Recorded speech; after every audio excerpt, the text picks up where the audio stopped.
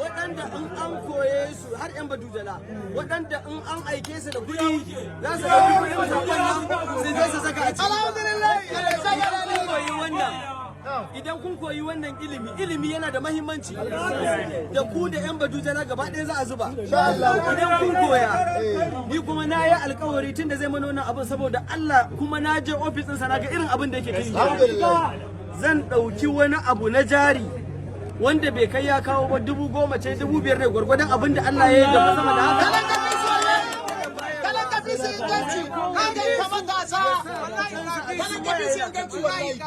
Muna fatan Ubangiji subhanahu wa ta'ala zai mai da ku gidan ku lafiya, kuma ina fatan kafin da karkare jawabi na wanda a wannan gabar za mu gayyaci shi biyo rayin zo ya daɗe bayani har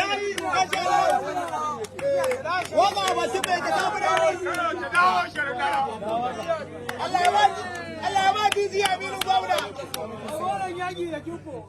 Sha'aban Sharaɗa Allah saka da amin. Wannan gida na Sha'aban Sharaɗa harkar siyasa ba za ta taɓa manta da shi ba a rayuwa. Ba wai a siyasa ba kawai, a al'amura na rayuwa gaba ɗaya ba za mu taɓa mantawa da abin da aka yi mana a gidan nan da kuma abin da ake ci gaba da yi mana a yanzu. Idan ba ku manta ba, a duk shekarun da ina harkar social media, Sha'aban Sharaɗa shine mutum na farko da ya fara tunanin cewa kai biyuwar ya kamata da ɗauke kan kai ka gurin masoyinka. Shi ya fara kai ni gurin Muhammadu Buhari. Abu ne mai daɗi, alhamdulillah muna godiya shi. Allah ya saka da alheri. Lokacin da zo na madan tattauna da mai gida yanzu. Yanayi da ake ciki yanzu akwai buƙatar matasa bayan harkoki da ake na social media da kare interest da siyasa ta wannan gida.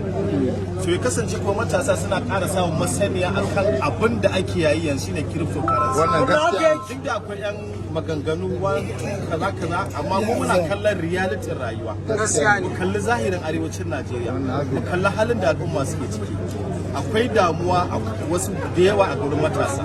Shi yasa tunda Allah ya haska mana abin da yake cikin cryptocurrency, sai mu ga akwai buƙatar mu ƙara wayar da al'umma.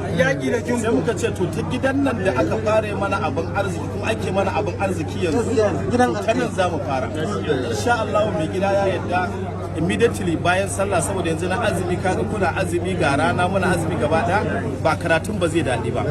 Akwai office din mu mun samar, akwai gurin makaranta da zamu da koyarwa, iyakacin wanda ya amince suka zo mana Allah da cikin sati ne za mu koya kowa. Allah ya saka da alheri kuma yayi alƙawari in Allah da bayan an koya muku kuma za a dan samu wani abin jari. Allah ya saka da alheri.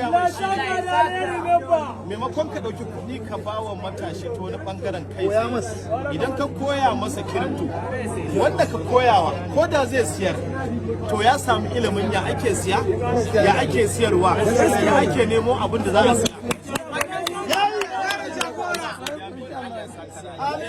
Masha Allah.